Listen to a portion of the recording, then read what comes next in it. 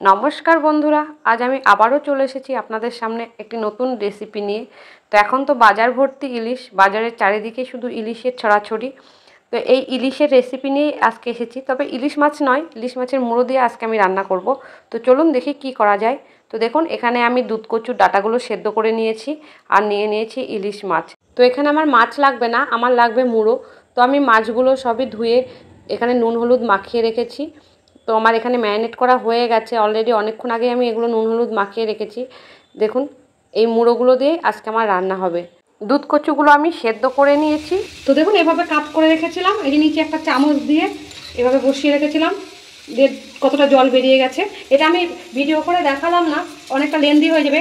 এর আগে আমার ভিডিও করাই আছে। এই যে এরকম বাটিতে আমি সেদ্ধ করে নিয়েছিলাম, কোনো জল দিতে হবে না, জাস্ট এটা একদম লো আছে বসিয়ে দিলে হয়ে যাবে। দেখুন কতটা জল বেরিয়েছে। এর আগে আমার একটা দুধ কচুর রেসিপি দেওয়া আছে, আপনারা চাইলে সেখান থেকে সেদ্ধ করাটা দেখে নিতে পারেন। ভাজতে হবে। এদিকে আমি কড়াইতে তেল গরম বসিয়ে দিয়েছি, আমি এটাকে আবার ভালো করে ভাজতে হবে। এবার আমি এগুলো তুলে নেব। এখানে আমি মাছের তেলও দিয়ে দিয়েছিলাম, মাছের তেলটা খেতে খুব ভালো লাগে, ভাতের সাথে, গরম ভাতের সাথে মাখিয়ে খেতে সত্যি মাছের তেল খুব ভালো লাগে। তো দেখুন, আমি মাছের তেলগুলোও ভেজে নিয়েছি আর একটু তেলও তুলে রাখবো, আমি লাস্টে দেবো। এবার আমি এই তেলের মধ্যে দিয়ে দেবো শুকনো লঙ্কা, তেজপাতা, এখানে আমি দিয়ে দেবো 4টে কাঁচা লঙ্কা, একটু নাড়িয়ে নেবো। নিয়ে নিয়েছি আমি রাঁধুনি, এটা আমি দিয়ে দিলাম। এখানে বেশি কিছু মশলা লাগে না, জাস্ট একটু রাঁধুনি দিলেই হয়ে যাবে। একটু নাড়িয়ে নিলাম। এবার আমি এই কচুটা দিয়ে দেবো। দেখুন আরও কত জল বেরিয়েছে, নাড়িয়ে নেব। এখানে আমি নিয়ে নিয়েছি একটা আলু সেদ্ধ, এটা অপশনাল, আপনারা চাইলে দিতেও পারেন, আদারওয়াইজ স্কিপ করে দেবেন। আলু সেদ্ধটা একটু ম্যাশ করে নিলাম হাতা দিয়ে, এবার আমি এটা দিয়ে দেবো। এটা অপশনাল, আপনারা চাইলে দিতেও পারেন, আদারওয়াইজ স্কিপ করে দেবেন। শুধু কচু দিয়েও ভালো লাগে। দিয়ে দেবো নুন পরিমাণ মতন, আর দিয়ে দেবো হলুদ।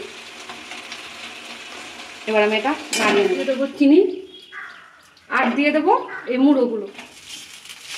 এটা একটু খুন্তি দিয়ে ভেঙে দেবো।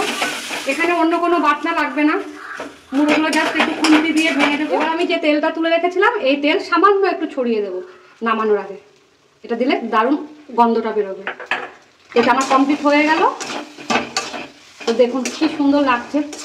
আমি আলুটা দিয়েছি, আমি আবারও বলছি, আলুটা কিন্তু অপশনাল, পুরোটাই অপশনাল। আমি জাস্ট বাইন্ডিংয়ের জন্য আলুটা দিয়েছি, আপনারা চাইলে দিতেও পারেন, আদারওয়াইজ স্কিপ করে দেবেন। এবার আমি দিয়ে দেবো ভাজা জিরের গুঁড়ো। দেখুন এখানে আমার ভাজা জিরে গুঁড়ো রয়েছে, এই ভাজা জিরে গুঁড়ো 1 চামচ আমি ছড়িয়ে দেবো। হাত থেকে 1 চামচ দিলেই হবে, পরিমাণ অনুযায়ী দেবেন। এবার এটা আমি মিশিয়ে নেব। ব্যাস তৈরি হয়ে গেল আমার ইলিশ মাছের মুড়ো দিয়ে দুধ কচুর ঘন্ট। তো দেখুন কি সুন্দর লাগছে দেখতে। এটা যতটা সুন্দর লাগছে, এটা খেতেও কিন্তু খুব সুন্দর লাগে। ইলিশ মাছের মুড়ো যাতেই দেওয়া যাবে সেটাই ভালো লাগবে, যে পদে আমরা ইলিশ মাছের মুড়ো ব্যবহার করি না কেন সেটাই খুব ভালো লাগবে। এটা আমার মেশানো হয়ে গেছে। আমি মুড়োটা খুব একটা বেশি ভাঙিনি, আমার ছেলেদের মুখে মুড়ো পড়লে তারা আবার খেতে চায় না, মুড়োগুলো আমায় খেতে হবে। আপনারা মুড়োগুলো একটু ভেঙে দেবেন, তাহলে ভালো লাগবে। তো দেখুন তৈরি হয়ে গেল আমার এটা, কি সুন্দর লাগছে।